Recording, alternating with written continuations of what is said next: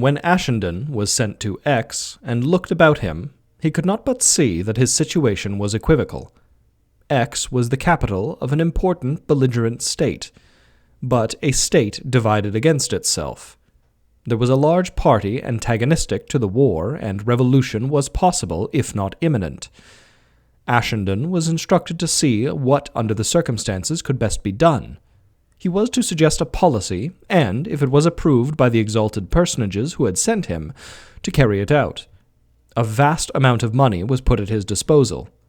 The ambassadors of Great Britain and the United States had been directed to afford him such facilities as were at their command, but Ashenden had been told privately to keep to himself. He was not to make difficulties for the official representatives of the two powers by divulging to them facts that it might be inconvenient for them to know. And since it might be necessary for him to give support under cover to a party that was at daggers drawn with that in office, and with which the relations of the United States and Great Britain were extremely cordial, it was just as well that Ashenden should keep his own counsel. The exalted personages did not wish the ambassadors to suffer the affront of discovering that an obscure agent had been sent to work at cross purposes with them. On the other hand, it was thought just as well to have a representative in the opposite camp, who, in the event of a sudden upheaval, would be at hand with adequate funds and in confidence of the new leaders of the country. But ambassadors are sticklers for their dignity, and they have a keen nose to scent any encroachment on their authority.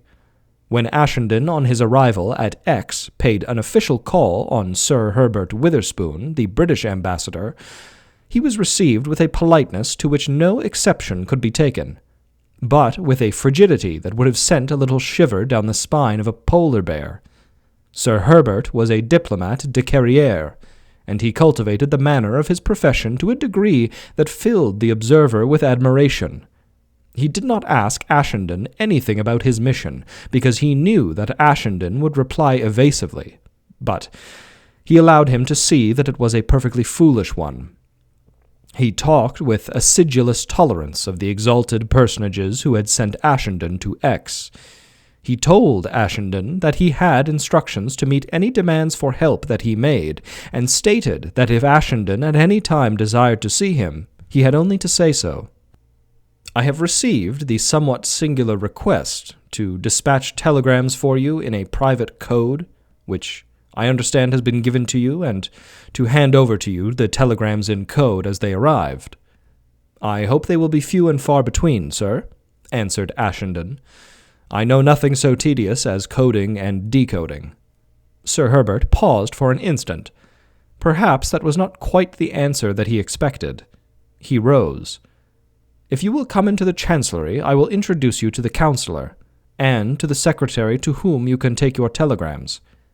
Ashenden followed him out of the room, and after handing him over to the Councillor, the ambassador gave him a limp hand to shake. I hope I shall have the pleasure of seeing you again one of these days, he said, and with a curt nod he left the room. Ashenden bore his reception with composure.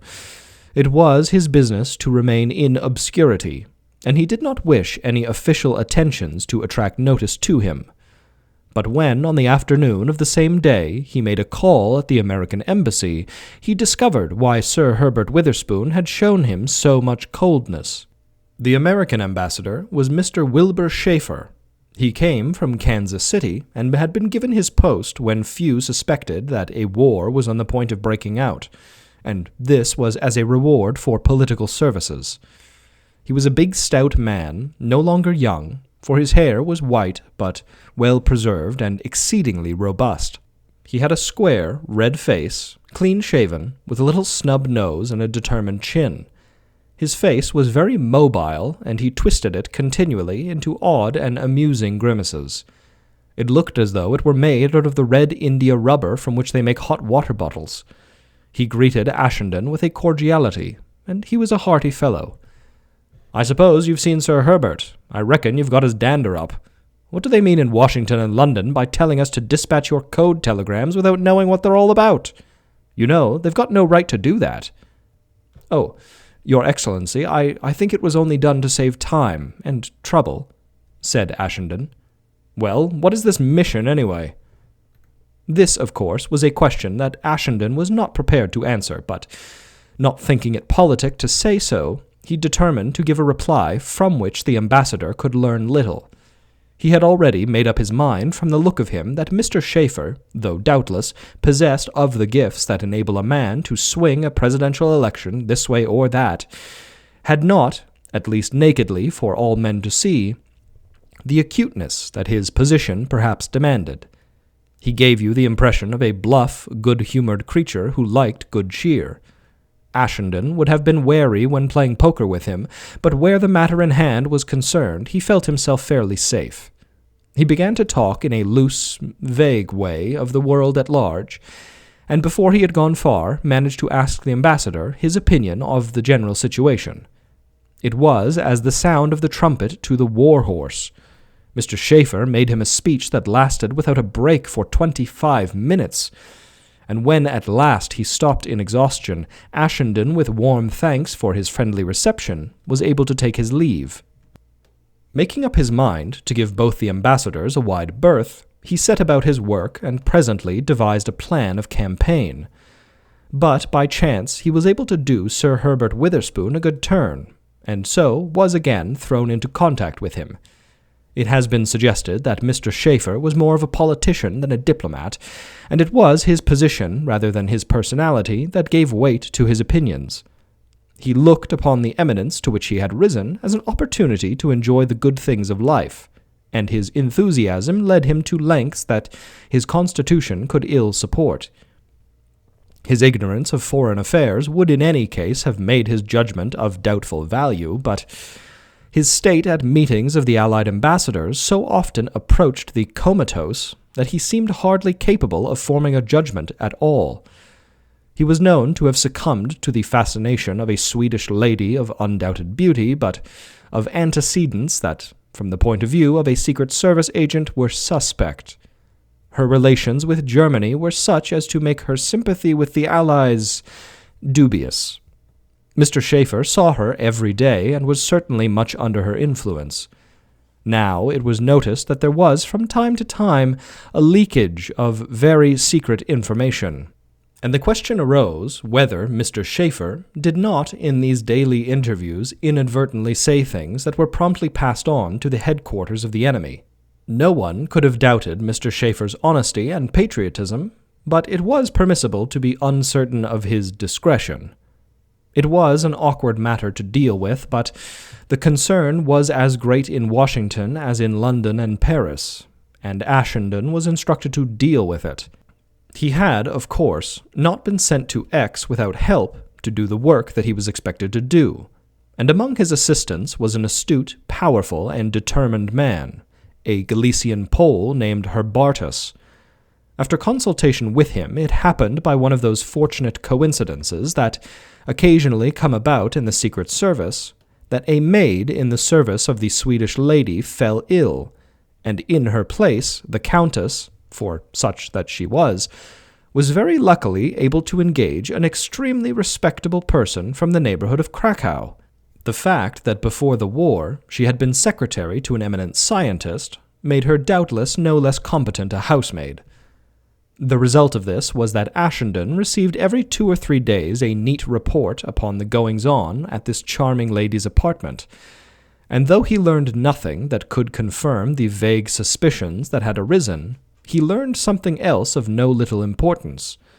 From conversations held at the cozy little tete-a-tete dinners that the Countess gave the ambassador, it appeared that His Excellency was harboring a bitter grievance against his English colleague. He complained that the relations between himself and Sir Herbert were deliberately maintained on a purely official level. In his blunt way, he said he was sick of the frills that damned Britisher put on. He was a he-man and 100% American, and he had no more use for protocol and etiquette than for a snowball in hell. Why didn't they get together like a couple of regular fellows and have a good old crack? Blood was thicker than water, he'd say, and they'd do more towards winning the war by sitting down in their shirt-sleeves and talking things out over a bottle of rye than by all of their diplomacy and white spats. Now, It was obviously very undesirable that there should not exist between the two ambassadors a perfect cordiality, so Ashenden thought it well to ask Sir Herbert whether he might see him. He was ushered into Sir Herbert's library. "Well, Mr. Ashenden, what can I do for you? I hope you're quite satisfied with everything. I understand you've been keeping the telegraph lines busy." Ashenden, as he sat down, gave the ambassador a glance. He was beautifully dressed in a perfectly cut tailcoat that fitted his slim figure like a glove. In his black silk tie was a handsome pearl. There was a perfect line in his grey trousers with their quiet and distinguished stripe, and his neat, pointed shoes looked as though he had never worn them before. You could hardly imagine him sitting in his shirt-sleeves over a whiskey highball. He was a tall, thin man, with exactly the figure to show off modern clothes, and he sat in his chair rather upright, as though he were sitting for an official portrait. In his cold and uninteresting way, he was really a very handsome fellow. His neat grey hair was parted on one side, his pale face was clean-shaven, he had a delicate, straight nose, and grey eyes under grey eyebrows. His mouth in youth might have been sensual and well-shaped, but now it was set to an expression of sarcastic determination, and the lips were pallid. It was the kind of face that suggested centuries of good breeding, but you could not believe it capable of expressing emotion. You would never expect to see it break into the hearty distortion of laughter, but at the most, for a moment, frigidly kindled by an ironic smile. Ashenden was uncommonly nervous. "I'm afraid you'll think I'm meddling in what doesn't concern me, sir.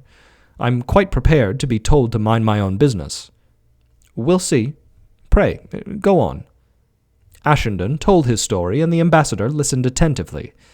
He did not turn his cold grey eyes from Ashenden's face, and Ashenden knew that his embarrassment was obvious. "How did you find out all of this?" "I have means of getting hold of little bits of information that are sometimes useful," said Ashenden. "I see." Sir Herbert maintained his steady gaze, but Ashenden was surprised to see on a sudden in the steely little eyes a smile. The bleak, supercilious face became for an instant quite attractive. "There is another little bit of information that perhaps you'd be good enough to give me. What does one do to be a regular fellow?" "I am afraid one can do nothing, Your Excellency," replied Ashenden gravely. "I think it is a gift of God." The light vanished from Sir Herbert's eyes, but his manner was slightly more urbane than when Ashenden was brought into the room. He rose and held out his hand. "You did quite right to come and tell me this, Mr. Ashenden. I have been very remiss. It is inexcusable on my part to offend that inoffensive old gentleman, but I will do my best to repair my error. I will call at the American Embassy this afternoon. But not in too great a state, sir, if I may venture a suggestion." The ambassador's eyes twinkled. Ashenden began to think him almost human. "I can do nothing but in state, Mr. Ashenden. That is one of the misfortunes of my temperament." Then, as Ashenden was leaving, he added, "Oh, by the way, I wonder if you'd care to come to dinner with me tomorrow night. Black tie at 8:15. He did not wait for Ashenden's assent, but took it for granted, and with a nod of dismissal sat down once more at his great writing table. Ashenden looked forward with misgiving to the dinner which Sir Herbert Witherspoon had invited him.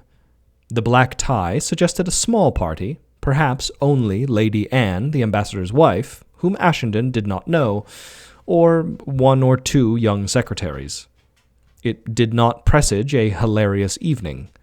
It was possible that they might play bridge after dinner, but Ashenden knew that professional diplomats do not play bridge with skill. It may be supposed that they find it difficult to bend their great minds to the triviality of a parlor game. On the other hand, he was interested to see a little more of the ambassador in circumstances of less formality. For it was evident that Sir Herbert Witherspoon was not an ordinary person. He was, in appearance and manner, a perfect specimen of his class, and it is always entertaining to come upon good examples of a well-known type. He was exactly what you expected an ambassador to be. If any of his characteristics had been ever so slightly exaggerated, he would have been a caricature. He escaped being ridiculous only by a hair's breadth, and you watched him with a kind of breathlessness, as you might watch a tightrope walker doing perilous feats at a dizzy height. He was certainly a man of character.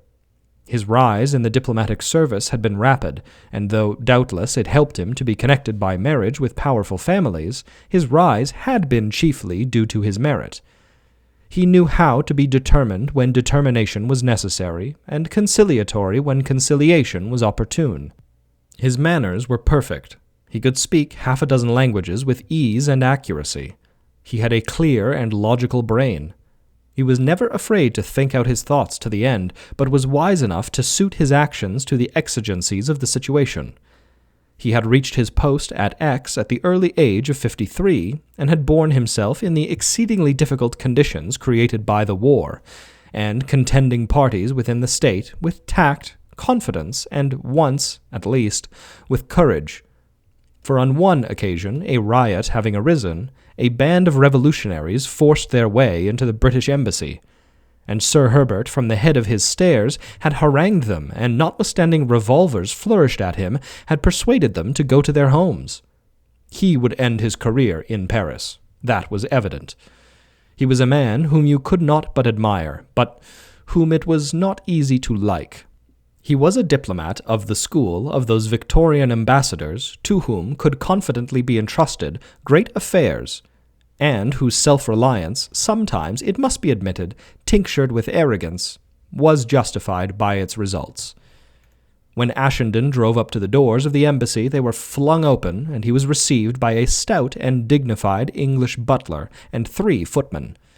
He was ushered up that magnificent flight of stairs on which had taken place the dramatic incident just related, and shown into an immense room, dimly lit with shaded lamps, in which, at the first glance, he caught sight of large pieces of stately furniture, and over the chimney-piece an immense portrait in coronation robes of King George IV. But there was a bright fire blazing on the hearth, and from a deep sofa by the side of it, his host, as his name was announced, slowly rose. Sir Herbert looked very elegant as he came towards him. He wore his dinner jacket, the most difficult costume for a man to look well in, with notable distinction. "My wife has gone to a concert, but she'll come in later. She wants to make your acquaintance. I haven't asked anybody else. I thought I would give myself the pleasure of enjoying your company en tête-à-tête." Ashenden murmured a civil rejoinder, but his heart sank. He wondered how he was going to pass at least a couple of hours alone with this man who made him, he was bound to confess, feel extremely shy. The door was opened again, and the butler and a footman entered bearing very heavy silver salvers. "I always have a glass of sherry before my dinner," said the ambassador, "but in case you have acquired the barbarous custom of drinking cocktails, I can offer you what I believe is called a dry martini." Shy though he might be, Ashenden was not going to give in to this sort of thing with complete tameness. "I move with the times," he replied. "To drink a glass of sherry when you can get a dry martini is like taking a stagecoach when you can travel by the Orient Express." A little desultory conversation after this fashion was interrupted by the throwing open of 2 great doors and the announcement that His Excellency's dinner was served. They went in to the dining-room. This was a vast apartment in which 60 people might have comfortably dined, but there was now only a small round table in it, so that Sir Herbert and Ashenden sat intimately. There was an immense mahogany sideboard on which were massive pieces of gold plate, and above it, facing Ashenden, was a fine picture by Canaletto. Over the chimney-piece was a 3/4-length portrait of Queen Victoria as a girl, with a little gold crown on her small prim head. Dinner was served by the corpulent butler and 3 very tall English footmen. Ashenden had the impression that the ambassador enjoyed in his well-bred way the sensation of ignoring the pomp in which he lived. They might have been dining in one of the great country houses of England. It was a ceremony they performed, sumptuous without ostentation, and it was saved from a trifling absurdity only because it was in a tradition. but the experience gained for Ashendon a kind of savour from the thought that dwelt with him that on the other side of the wall was a restless, turbulent population that might at any moment break into bloody revolution. While not 200 miles away, men in the trenches were sheltering in their dugouts from the bitter cold and the pitiless bombardment. Ashendon need not have feared that the conversation would proceed with difficulty, and the notion he had had that Sir Herbert had asked him in order to question him about his secret mission was quickly dispelled. The ambassador behaved to him as though he were a travelling Englishman, who had presented a letter of introduction, and to whom he decided to show civility. You would hardly have thought that a war was raging, for he made to it only such references as showed that he was not deliberately avoiding a distressing subject. He spoke of art and literature, proving himself to be a diligent reader of Catholic taste, and when Ashendon talked to him from personal acquaintance, of the writers whom Sir Herbert knew only through their work, he listened with the friendly condescension which the great ones of the earth affect towards the artist. Sometimes, however, they paint a picture or write a book, and then the artist gets a little of his own back. He mentioned in passing a character in one of Ashendon's novels, but did not make any other reference to the fact that his guest was a writer. Ashendon admired his urbanity. He disliked people to talk to him of his books, in which indeed, once written, he took small interest, and it made him self-conscious to be praised or blamed to his face. Sir Herbert Witherspoon flattered his self-esteem by showing that he had read him, but spared his delicacy by withholding his opinion of what he had read. He spoke, too, of the various countries in which, during his career, he had been stationed, and of various persons in London and elsewhere that he and Ashendon knew in common. He talked well, but not without a pleasant irony that might very well have passed for humour, and intelligently. Ashendon did not find his dinner dull, but neither did he find it exhilarating. He would have been more interested if the ambassador had not so invariably said the right, wise, and sensible thing upon every topic that was introduced.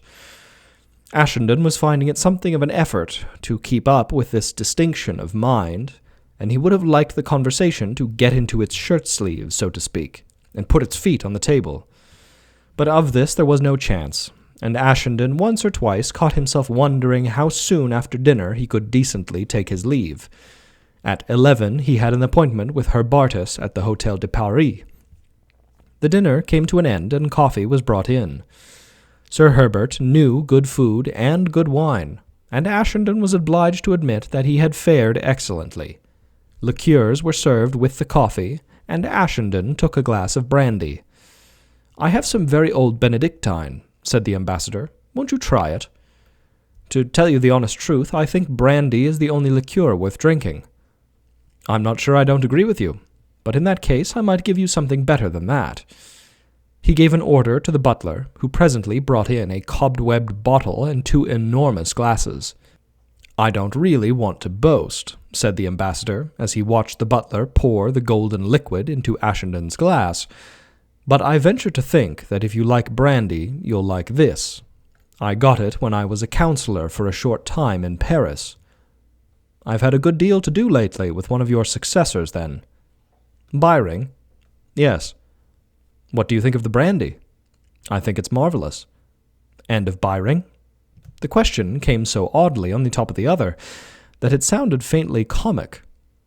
"Oh, I think he's a damned fool."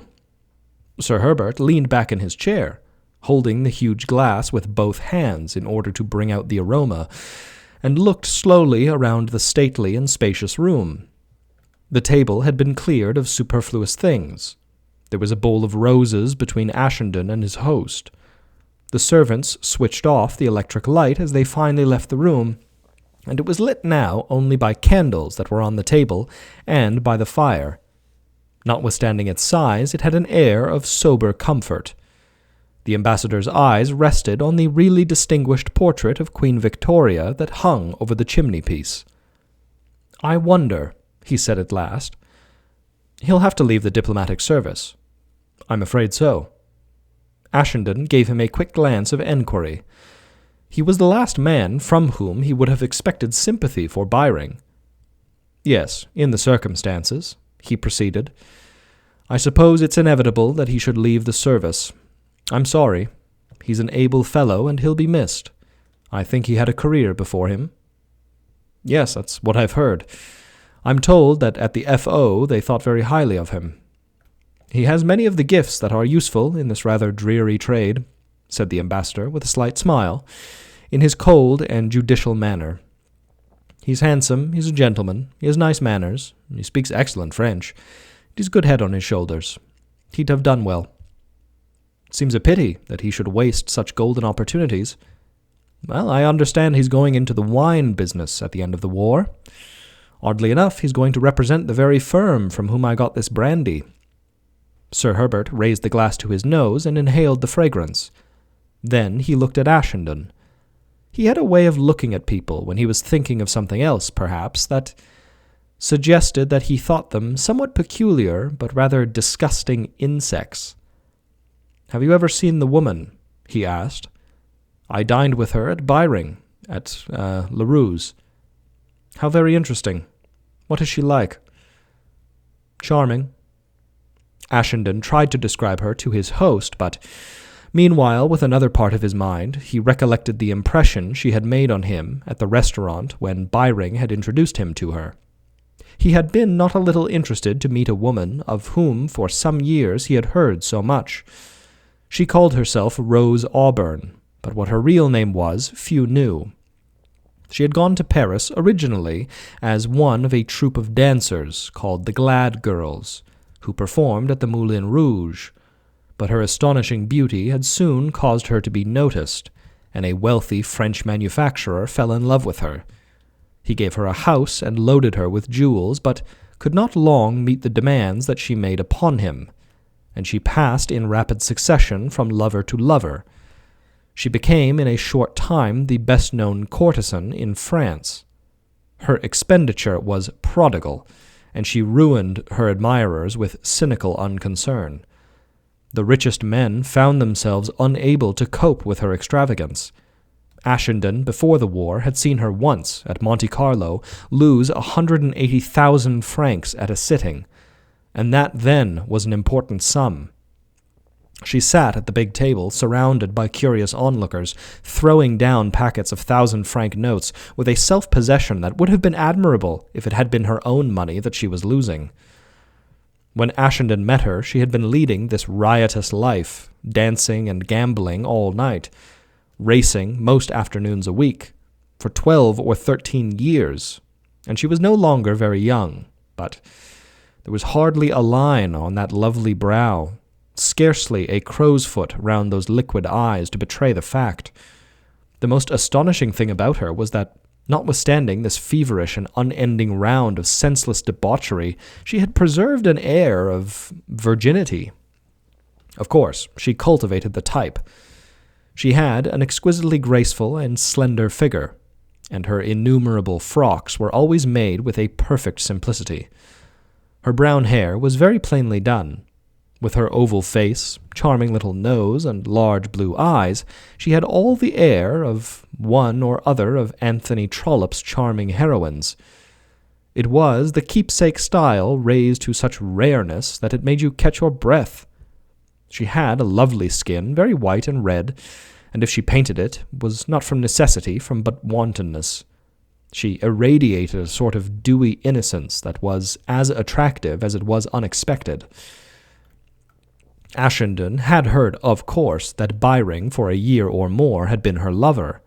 Her notoriety was such that a hard light of publicity was shed on everyone with whom she had any affair, but in this instance the gossips had more to say than usual, because Byring had no money to speak of, and Rose Auburn had never been known to grant her favors for anything that did not in some way represent hard cash.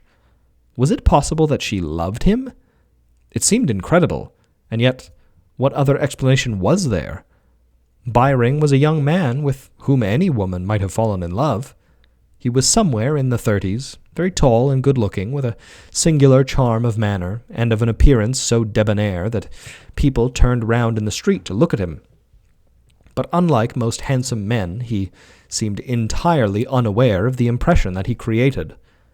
When it became known that Byring was the amant de coeur, a prettier phrase than our English fancy man, of this famous harlot, he became an object of admiration to many women, and of envy to many men. But when a rumor spread abroad that he was going to marry her, consternation seized his friends and ribald laughter everyone else. It became known that Byring's chief had asked him if it was true, and he had admitted it. Pressure was put upon him to relinquish a plan that could end only in disaster. It was pointed out to him that the wife of a diplomat has social obligations that Rose Auburn could not fulfill. Byring replied that he was prepared to resign his post, whenever by so doing he would not cause inconvenience. He brushed aside every expostulation and every argument. He was determined to marry. When first Ashenden met Byring, he did not very much take to him. He found him slightly aloof.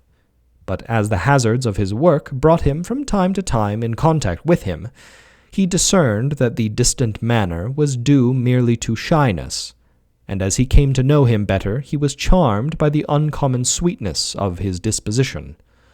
Their relations, however, remained purely official, so that it was a trifle unexpected when Byring one day asked him to dinner to meet Miss Auburn, and he could not but wonder whether it was because already people were beginning to turn the cold shoulder to him. When he went, he discovered that the invitation was due to the lady's curiosity. But the surprise he got on learning that she had found time to read, with admiration it appeared, 2 or 3 of his novels, was not the only surprise he got that evening. Leading, on the whole, a quiet and studious life, he had never had occasion to penetrate into the world of the higher prostitution, and the great courtesans of the period were known to him only by name. It was somewhat astonishing to Ashenden to discover that Rose Auburn differed so little in air and manner from the smart women of Mayfair with whom, through his books, he'd become more or less intimately acquainted. She was perhaps a little more anxious to please. Indeed, one of her agreeable traits was the interest she took in whomever she was talking to. But she was certainly no more made up, and her conversation was as intelligent. It lacked only the coarseness that society has lately affected. Perhaps she felt instinctively that those lovely lips should never disfigure themselves with foul words. Perhaps only she was, at heart, still a trifle suburban. It was evident that she and Byring were madly in love with one another. It was really moving to see their mutual passion. When Ashenden took his leave of them, as he shook hands with her, and she held his hand a moment, and with her blue, starry eyes looked into his, she said to him, "You will come and see us when we're settled in London, won't you? You know we're going to be married." "I heartily congratulate you," said Ashenden. "And him?" she smiled, and her smile was like an angel's. It had the freshness of dawn and the tender rapture of a southern spring. "Have you never looked at yourself in the glass?" Sir Herbert Witherspoon watched him intently, while Ashenden, he thought not without a trace of humour, was describing the dinner party. No flicker of a smile brightened his cold eyes. "Do you think it'll be a success?" he asked now. "No." "Why not?" The question took Ashenden aback. A man not only marries his wife, he marries her friends. Do you realize the sort of people that Byring will have to mix with? Painted women of tarnished reputation, and men who've gone down the social scale, parasites and adventurers. Of course, they'll have money. Her pearls must be worth £100,000, and they'll be able to cut a dash in the smart bohemia of London. Do you know the gold fringe of society? When a woman of bad character marries, she earns the admiration of her set. She has worked the trick. She's caught a man and become respectable. But he, the man, only earns its ridicule. Even her own friends, the old hags with their gigolos, and the abject men who earn a shabby living by introducing the unwary to tradesmen on a 10% commission, even they despise him. He's the mug. Believe me, to conduct yourself gracefully in such a position, you need either great dignity of character or an unparalleled effrontery. Besides, do you think there's a chance of its lasting? Can a woman who's led that wild career settle down to domestic life? In a little while she'll grow bored and restless, and how long does love last? Don't you think Byring's reflections will be bitter when, caring for her no longer, he compares what he is with what he might have been? Witherspoon helped himself to another drop of his old brandy. Then he looked up at Ashenden with a curious expression. I'm not sure if a man isn't wiser to do what he wants very much to do, and let the consequences take care of themselves. It must be very pleasant to be an ambassador, said Ashenden. Sir Herbert smiled thinly. Byring rather reminds me of a fellow I knew when I was a very junior clerk at the F.O. I won't tell you his name, because he's by way of being very well known now and highly respected. He's made a great success of his career. There is always something a little absurd in success. Ashenden slightly raised his eyebrows at this statement, somewhat unexpected in the mouth of Sir Herbert Witherspoon, but he did not say anything. He was one of my fellow clerks. He was a brilliant creature. I don't think anyone ever denied that, and everyone prophesied from the beginning that he would go far. I venture to say that he had pretty well all the qualifications necessary for a diplomatic career. He was of a family of soldiers and sailors, nothing very grand, but eminently respectable, and he knew how to behave in the great world without bumptiousness or timidity. He was well read, he took an interest in painting. I dare say he made himself a trifle ridiculous. He wanted to be in the movement. He was very anxious to be modern, and at a time when little was known of Gauguin and Cézanne, he raved over their pictures. There was perhaps a certain snobbishness in his attitude, a desire to shock and astonish the conventional, but at heart his admiration of the arts was genuine and sincere. He adored Paris, and whenever he had the chance ran over and put up at a little hotel in the Latin Quarter, where he could rub shoulders with painters and writers. As is the habit with gentry of that sort, they patronized him a little because he was nothing but a diplomat, and laughed at him a little because he was evidently a gentleman. But they liked him because he was always ready to listen to their speeches, and when he praised their works they were even willing to admit that, although a Philistine, he had a certain instinct for the right stuff. Ashenden noted the sarcasm and smiled at the fling at his own profession. He wondered what this long description was leading to. The ambassador seemed to linger over it, partly because he liked it, but also because for some reason he hesitated to come to the point. But my friend was modest. He enjoyed himself enormously, and he listened, open-mouthed, when these young painters and unknown scribblers tore to pieces established reputations, and talked with enthusiasm of persons of whom the sober but cultured secretaries in Downing Street had never even heard. At the back of his mind he knew that they were rather a common, second-rate lot, and when he went back to his work in London it was with no regret, but with the feeling that he had been witnessing an odd and diverting play. Now the curtain had fallen, he was quite ready to go home. I haven't told you that he was ambitious. He knew that his friends expected him to do considerable things, and he had no notion of disappointing them. He was perfectly conscious of his abilities. He meant to succeed.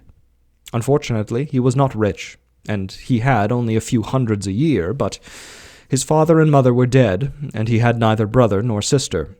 He was aware that this freedom from close ties was an asset. His opportunity to make connections that would be of use to him was unrestricted. Do you think he sounds a very disagreeable young man? No, said Ashenden in answer to the sudden question. Most clever young men are aware of their cleverness, and there is generally a certain cynicism in their calculations with regard to the future. Surely, young men should be ambitious.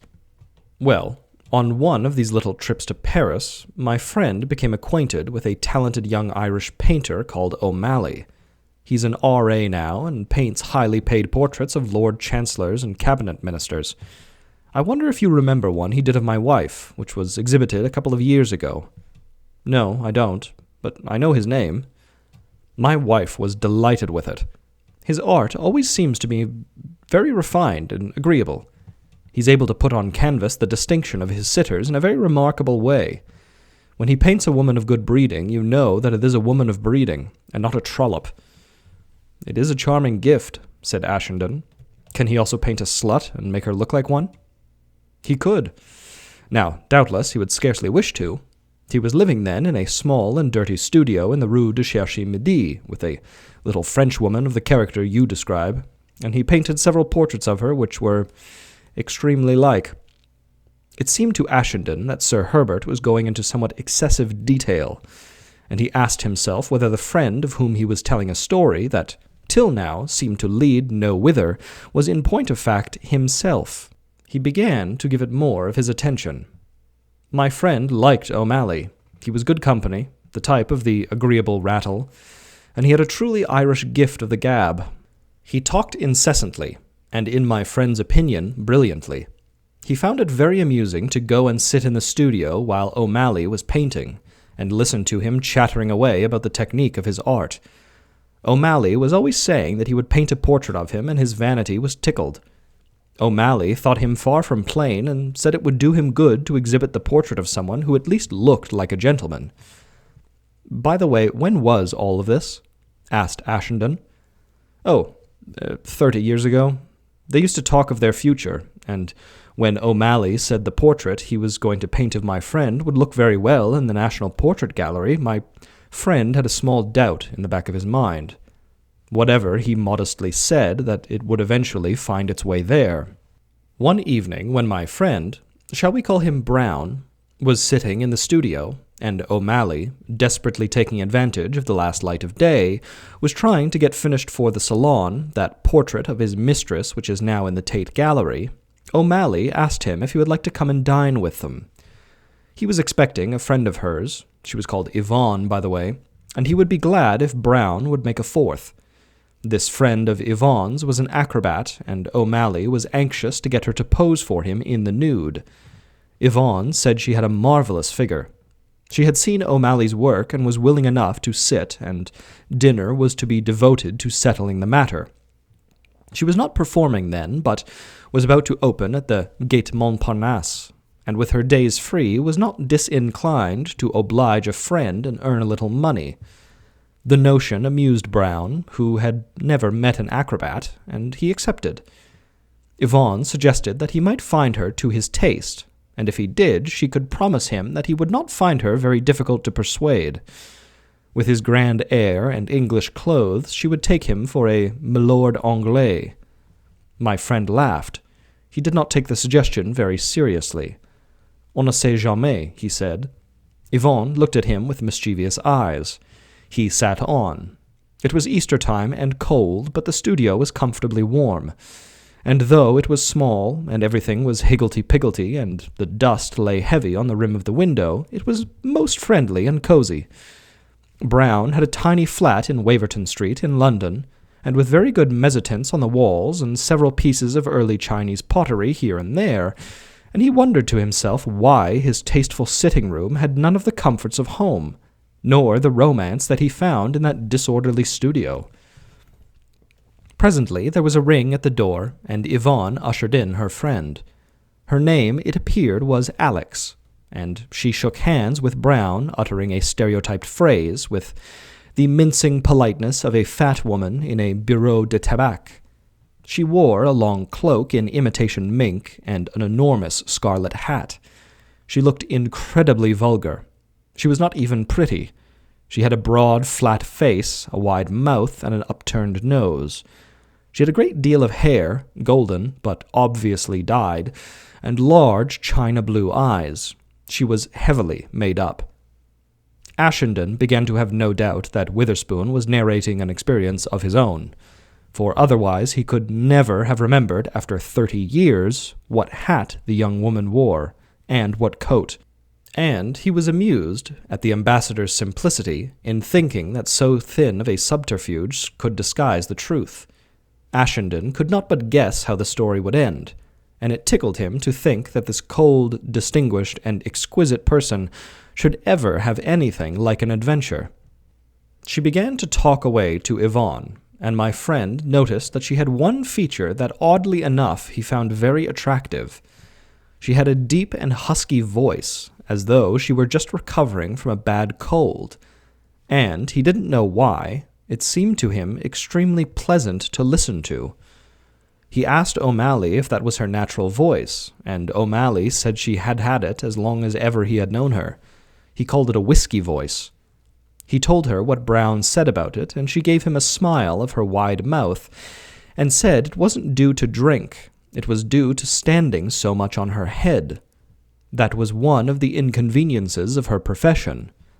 Then the four of them went to a beastly little restaurant off the Boulevard Saint-Michel, where for 2 francs 50, including wine, my friend ate a dinner that seemed to him more delicious than any he had ever eaten at the Savoy or at Claridge's.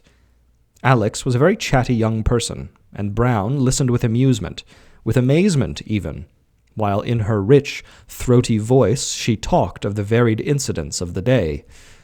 She had a great command of slang, and though he could not understand half of it, he was immensely tickled with its picturesque vulgarity. It was pungent of the heated asphalt, the zinc bars of cheap taverns, and racy of the crowded squares in the poor districts of Paris. There was an energy in those apt and vivid metaphors that went like champagne to his anemic head. She was a gutter snipe, yes, that's what she was, but she had a vitality that warmed you like a blazing fire. He was conscious that Yvonne had told her that he was an unattached Englishman with plenty of money. He saw the appraising glance that she gave him, and then, pretending that he had noticed nothing, he caught the phrase, "Il n'est pas mal." It faintly amused him. He had a notion himself that he was not so bad. There were places, indeed, where they went further than that. She did not pay much attention to him. In point of fact, they were talking of things of which he was ignorant, and he could do little more than show an intelligent interest, but now and again she gave him a long look, passing her tongue quickly around her lips, that suggested to him that he had only to ask for her to give. He shrugged a mental shoulder. She looked healthy and young. She had an agreeable vivacity, but beyond her husky voice there was nothing particularly attractive in her. But the notion of having a little affair in Paris did not displease him. It was life, and the thought that she was a music-hall artist was mildly diverting. In middle age it would doubtless amuse him to remember that he had enjoyed the favors of an acrobat. Was it La Rochefoucauld or Oscar Wilde who said that you should commit errors in youth in order to have something to regret in old age? At the end of dinner, and they sat over their coffee and brandy until very late, they went out into the street, and Yvonne proposed that he should take Alex home. He said he would be delighted. Alex said it was not far, and they walked. She told him that she had a little apartment. Of course, mostly she was on tour, but she liked to have a place of her own. A woman, you know, had to be in her furniture. Without that, she received no consideration. And presently they reached a shabby house in a bedraggled street. She rang the bell for the concierge to open the door. She did not press him to enter. He did not know if she looked upon it as a matter of course. He was seized with timidity. He racked his brains, but could not think of a single thing to say. Silence fell upon them. It was absurd. With a little click, the door opened. She looked at him expectantly. She was puzzled. A wave of shyness swept over him. Then she held out her hand, thanked him for bringing her to the door, and bade him good night. His heart beat nervously. If she had asked him to come in, he would have gone. He wanted some sign that she would like him to. He shook her hand, said good night, raised his hat, and walked away. He felt like a perfect fool. He could not sleep. He tossed from side to side of his bed, thinking for what a noodle she must take him, and he could hardly wait for the day that would permit him to take steps to efface the contemptible impression he must have made on her. His pride was lacerated. Wanting to lose no time, he went round to her house at 11 to ask her to lunch with him, but she was out. He sent around some flowers, and later in the day called again. She had been in, but was gone out once more. He went to see O'Malley on the chance of finding her, but she was not there, and O'Malley facetiously asked him how he had fared. To save his face, he told him that he had come to the conclusion that she did not mean very much to him, and so, like a perfect gentleman, he had left her. but he had an uneasy feeling that O'Malley saw through his story. He sent her a pneumatique asking her to dine with him the next day. She did not answer. He could not understand it. He asked the porter of his hotel a dozen times if there was nothing for him, and at last, almost in desperation, just before dinner, went to her house. The concierge told him she was in, and he went up. He was very nervous, inclined to be angry because she had treated his invitation so cavalierly, but at the same time anxious to appear at his ease. He climbed the 4 flights of stairs, dark and smelly, and rang at the door to which he had been directed. There was a pause. He heard sounds within and rang again. Presently she opened. He had an absolute certitude that she did not in the least know who he was. He was taken aback. It was a blow to his vanity, but he assumed a cheerful smile. "I came to find out if you were going to dine with me tonight. I sent you a pneumatique." Then she recognized him, but she stood at the door and did not ask him in. "Oh, no, I can't dine with you tonight. I have a terrible megrim, and I'm going to bed. I couldn't answer your pneumatique. I mislaid it, and I'd forgotten your name. Thank you for the flowers. It was nice of you to send them." "Then won't you come and dine with me tomorrow night?" "Justement. I have an engagement tomorrow night. I'm sorry." There was nothing more to say. He had not the nerve to ask her anything else, and so he bade her good night and went. He had the impression that she was not vexed with him, but that she had entirely forgotten him. It was humiliating. When he went back to London without having seen her again, it was with a curious sense of dissatisfaction. He was not in the least in love with her. He was annoyed with her, but he could not quite get her out of his mind. He was honest enough to realize that he was suffering from nothing more than wounded vanity.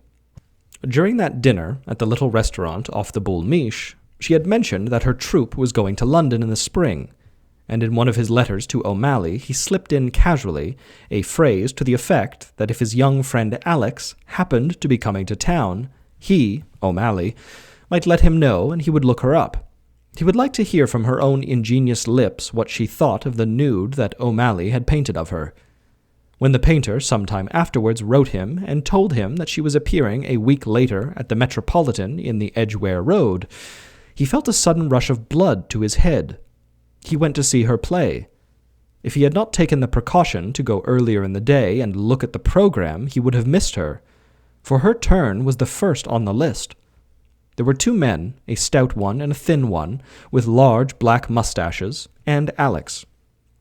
They were dressed in ill-fitting pink tights with green satin trunks. The men did various exercises on twin trapezes, while Alex tripped about the stage, giving them handkerchiefs to wipe their hands on, and occasionally turned a somersault. When the fat man raised the thin one on his shoulders, she climbed up and stood on the shoulders of the second, kissing her hand to the audience. They did tricks with safety bicycles. There is often grace and even beauty in the performance of clever acrobats, but this one was so crude, so vulgar, that my friend felt positively embarrassed.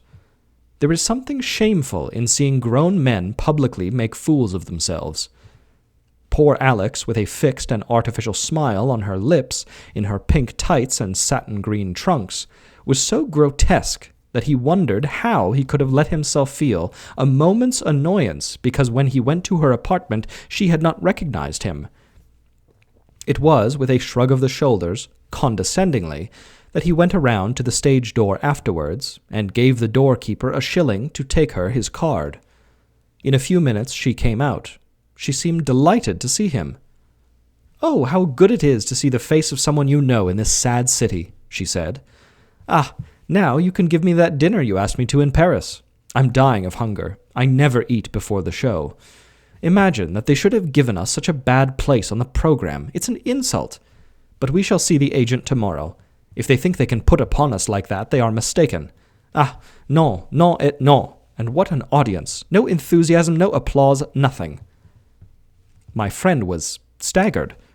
Was it possible that she took her performance seriously? He almost burst out laughing. But she still spoke with that throaty voice that had such a queer effect on his nerves. She was dressed all in red and wore the same red hat in which he had first seen her. She looked so flashy that he did not fancy the notion of asking her to a place where he might be seen, and so he suggested Soho. There were hansoms still in those days, and the hansom was more conducive to love-making, I imagine, than is the taxi of the present day. My friend put his arm around Alex's waist and kissed her. It left her calm, but on the other hand did not wildly excite him. While they ate a late dinner, he made himself very gallant, and she played up to him agreeably. But when they got up to go, and he proposed that she should come round to his rooms in Waverton Street, she told him that a friend had come over from Paris with her, and that she had to meet him at 11. She had only been able to dine with Brown because her companion had a business engagement. Brown was exasperated, but did not want to show it, and when, as they walked down Wardour Street, for she said she wanted to go to the Café Monaco, pausing in front of a pawnbroker's to look at the jewellery in the window, she went into ecstasies over a bracelet of sapphires and diamonds that Brown thought incredibly vulgar. He asked her if she would like it. "But it's marked £15, she said. He went in and bought it for her. She was delighted. She made him leave her just before they came to Piccadilly Circus. "Now listen, mon petit," she said. "I cannot see you in London because of my friend. He is jealous as a wolf. That is why I think it is more prudent for you to go now. But I am playing at Boulogne next week. Why do you not come over? I shall be alone there. My friend has to go back to Holland, where he lives." "All right," said Brown. "I'll come." When he went to Boulogne, he had 2 days' leave, it was with the one idea of salving the wound to his pride. It was odd that he should care. I dare say to you it seems inexplicable. He could not bear the notion that Alex looked upon him as a fool, and he felt that when once he had removed that impression from her, he would never bother about her again. He thought of O'Malley, too, and of Yvonne. She must have told them, and it galled him to think that people whom in his heart he despised should laugh at him behind his back. "Do you think he was very contemptible?" "Good gracious, no," said Ashenden. "All sensible people know that vanity is the most devastating, the most universal, and the most ineradicable of the passions that afflict the soul of man. And it is only vanity that makes him deny its power. It is more consuming than love. With advancing years, mercifully, you can snap your fingers at the terror and the servitude of love, but age cannot free you from the thraldom of vanity. Time can assuage the pangs of love, but only death can still the anguish of wounded vanity. Love is simple and seeks no subterfuge, but vanity cozens you with 100 disguises. It is part and parcel of every virtue. It is the mainspring of courage and the strength of ambition. It gives constancy to the lover and endurance to the stoic. It adds fuel to the fire of the artist's desire for fame, and is at once the support and the compensation of the honest man's integrity. It leers, even cynically, in the humility of the saint. You cannot escape it, and should you take pains to guard against it, it will make use of those very pains to trip you up. You are defenseless against its onslaught because you know not on what unprotected side it will attack you. Sincerity cannot protect you from its snare, nor humor from its mockery." Ashenden stopped, not because he had said all that he had to say, but because he was out of breath. He noticed also that the ambassador, desiring to talk rather than to listen, heard him with a politeness that was strained. But he had made this speech not so much for his host's edification as for his own entertainment. It is vanity, finally, that makes man support his abominable lot. For a minute, Sir Herbert was silent. He looked straight in front of him as though his thoughts lingered distressfully on some far horizon of memory. When my friend came back from Boulogne, he knew that he was madly in love with Alex, and he had arranged to meet her again in a fortnight's time when she would be performing at Dunkirk. He thought of nothing else in the interval, and the night before he was to start, he only had 36 hours this time. He could not sleep. So devouring was the passion that consumed him.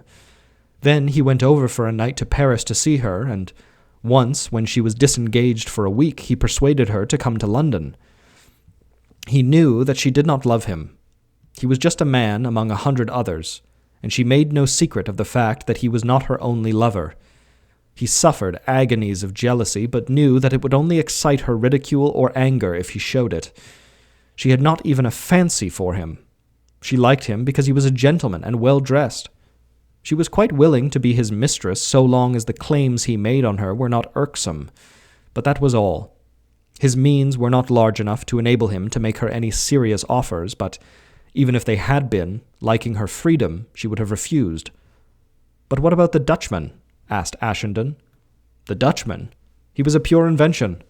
She made him up on the spur of the moment because for one reason or another she did not just then want to be bothered with Brown. What should one lie more or less matter to her? Don't think he didn't struggle against his passion. He knew it was madness. He knew that a permanent connection between them could only lead to disaster for him. He had no illusions about her. She was common, coarse, and vulgar. She could talk of none of the things that interested him, nor did she try. She took it for granted that he was concerned with her affairs, and told him interminable stories of her quarrels with fellow performers, her disputes with managers, and her wrangles with hotel keepers. What she said bored him to death, but the sound of her throaty voice made his heart beat, so that sometimes he thought he would suffocate. Ashenden sat uneasily in his chair. It was a Sheraton chair, and very good to look at, but hard and straight, and he wished that Sir Herbert had had the notion of going back to the other room where there was a more comfortable sofa. It was quite plain now that the story he was telling was about himself, and Ashenden felt a certain indelicacy in the man's stripping his soul before him so nakedly. He did not desire this confidence to be forced upon him. Sir Herbert Witherspoon meant nothing to him. By the light of the shaded candles, Ashenden saw that he was deathly pale, and there was a wildness in his eyes, in that cold and composed man, was strangely disconcerting. He poured himself out a glass of water. His throat was dry so that he could hardly speak, but he went on pitilessly. At last my friend managed to pull himself together. He was disgusted by the sordidness of his intrigue. There was no beauty in it, nothing but shame, and it was leading to nothing. His passion was as vulgar as the woman for whom he felt it. Now it happened that Alex was going to spend 6 months in the north of Africa with her troupe, and for that time at least it would be impossible for him to see her. He made his mind up that he must seize the opportunity and make a definite break. He knew bitterly that it would mean nothing to her. In 3 weeks she would have forgotten him. And then there was something else. He had come to know very well some people, a man and his wife, whose social and political connections were extremely important. They had an only daughter, and I don't know why she fell in love with him. She was everything that Alex was not. Pretty in the real English way, with blue eyes and pink and white cheeks. Tall and fair. She might have stepped out of one of Du Maurier's pictures in Punch. She was clever and well-read, and since she had lived all of her life in political circles, she could talk intelligently of the sort of things that interested him. He had reason to believe that if he asked her to marry him, she would accept. I have told you that he was ambitious. He knew that he had great abilities and wanted a chance to use them. She was related to some of the greatest families in England, and he would have been a fool not to realize that a marriage of this kind must make his path infinitely easier. The opportunity was golden. And what a relief to think that he could put behind him definitely that ugly little episode. And what a happiness, instead of that wall of cheerful indifference and matter-of-fact good nature against which, in his passion for Alex, he had vainly battered his head. What a happiness to feel that to someone else he really meant something. How could he help being flattered and touched when he saw her face light up as he came into the room? He wasn't in love with her, but he thought her charming, and he wanted to forget Alex and the vulgar life into which she had led him. At last he made up his mind. He asked her to marry him, and was accepted. Her family was delighted. The marriage was to take place in the autumn, since her father had to go on some political errand to South America and was taking his wife and daughter with him. They were to be gone the whole summer. My friend Brown was transferring from the F.O. to the diplomatic service and had been promised a post at Lisbon. He was to go there immediately. He saw his fiancée off. Then it happened that, owing to some hitch, the man whom Brown was going to replace was kept at Lisbon 3 months longer, and so, for that period, my friend found himself at a loose end.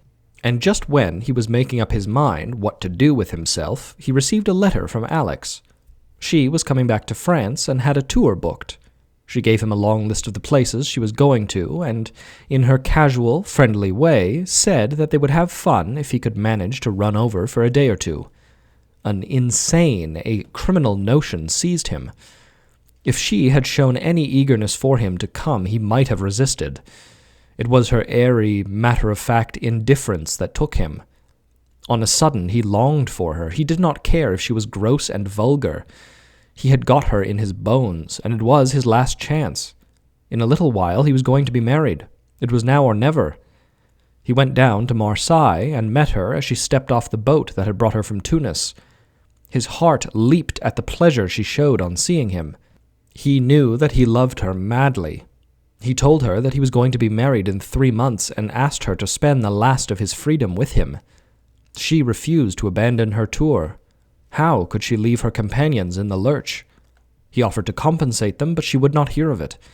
They could not find someone to take her place at a moment's notice, nor could they afford to throw over a good engagement that might lead to others in the future. They were honest people, and they kept their word. They had a duty to their managers and a duty to their public. He was exasperated.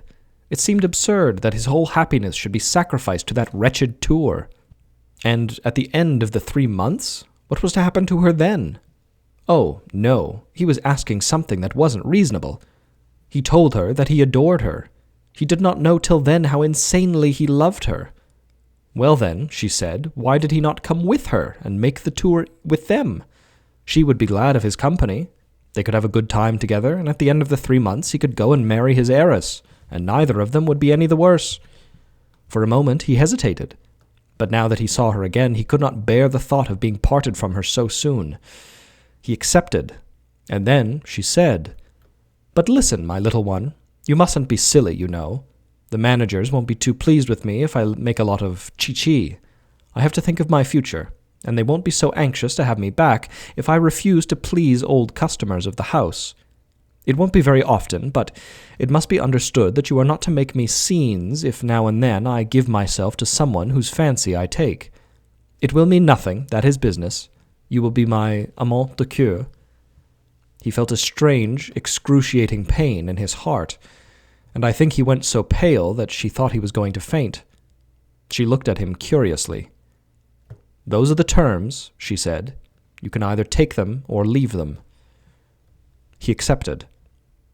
Sir Herbert Witherspoon leaned forward in his chair, and he was so white that Ashenden thought too that he was going to faint. His skin was drawn over his skull so that his face looked like a death's head, but the veins on his forehead stood out like knotted cords.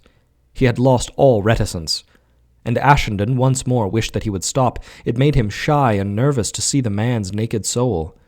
No one has the right to show himself to another in that destitute state. He was inclined to cry, "Stop, stop, you mustn't tell me any more. You'll be so ashamed." But the man had lost all shame. For 3 months they travelled together from one dull provincial town to another, sharing a filthy little bedroom in frowsy hotels. Alex would not let him take her to good hotels. She said that she had not the clothes for them and that she was more comfortable in the sort of hotel she was used to. She did not want her companions in the business to say that she was putting on side. He sat interminable hours in shabby cafes. He was treated as a brother by members of the troupe. They called him by his Christian name and chaffed him coarsely and slapped him on the back.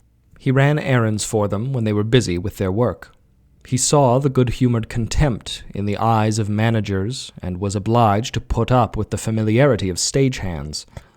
They traveled third class from place to place, and he helped to carry the luggage. He, with whom reading was a passion, never opened a book, because Alex was bored by reading and thought that anyone who did was just giving himself airs. Every night he went to the music hall and watched her go through that grotesque and ignoble performance. He had to fall in love with her pathetic fancy that it was artistic. He had to congratulate her when it had gone well and condole with her when some feat of agility had gone amiss. When she had finished, he went to a cafe and waited for her while she changed, and sometimes she would come in rather hurriedly and say, "Don't wait for me tonight, mon chou, I'm busy." And then he would undergo agonies of jealousy. He would suffer as he never knew a man could suffer. She would come back to the hotel at 3 or 4 in the morning. She wondered why he was not asleep. Sleep! How could he sleep with that misery gnawing at his heart? He had promised he would not interfere with her. He did not keep his promise. He made her terrific scenes. Sometimes he beat her. Then she would lose patience and tell him she was sick of him. She would pack her things to go, and then he would go groveling to her, promising anything, any submission, vowing to swallow any humiliation if she would not leave him. It was horrible and degrading. He was miserable. Miserable? No. He was happier than he'd ever been in his life. It was the gutter that he wallowed in, but he wallowed in it with delight. Oh, he was so bored with the life he'd led hitherto, and this one seemed to him amazing and romantic. This was reality.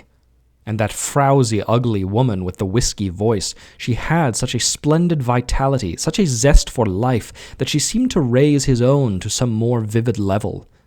It really did seem to burn with a pure, gem-like flame. Do people still read Potter? I don't know, said Ashenden. I don't. There was only 3 months of it. Oh, how short the time seemed, and how quickly the weeks sped by.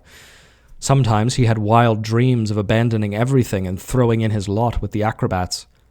They had come to have quite a liking for him, and they said he could easily train himself to take a part in the turn. He knew they said it more in jest than in earnest, but the notion vaguely tickled him. But these were only dreams, and he knew that nothing would come of them. He never really chaffered with the thought that, when the 3 months came to an end, he would not return to his own life with its obligations. With his mind, that cold, logical mind of his, he knew it would be absurd to sacrifice everything for a woman like Alex. He was ambitious, he wanted power, and besides, he could not break the heart of that poor child who loved and trusted him. She wrote to him once a week. She was longing to get back. The time seemed endless to her, and he had a secret wish that something would happen to delay her arrival. If he could only have a little more time, perhaps if he had 6 months, he would have got over his infatuation. Already sometimes he hated Alex. The last day came. They seemed to have little to say to one another. They were both sad, but he knew that Alex only regretted the breaking of an agreeable habit. In 24 hours she would be as gay and full of spirits with her stray companion as though he had never crossed her path.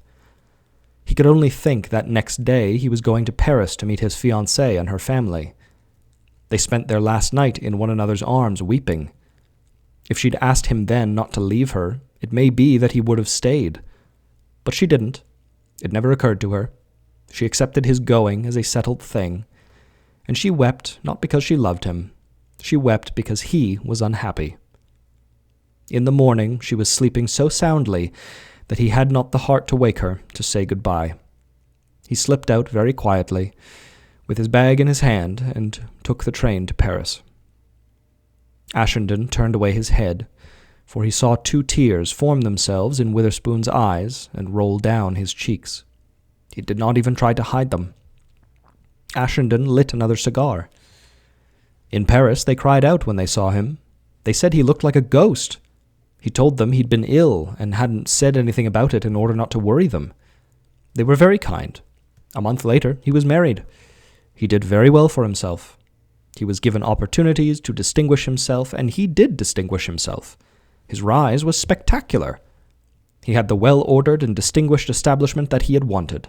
He had the power for which he had craved. He was loaded with honors. Oh, he made a success of life, and there were hundreds who envied him. It was all ashes. He was bored to distraction, bored by that distinguished, beautiful lady he had married, bored by the people his life forced him to live with.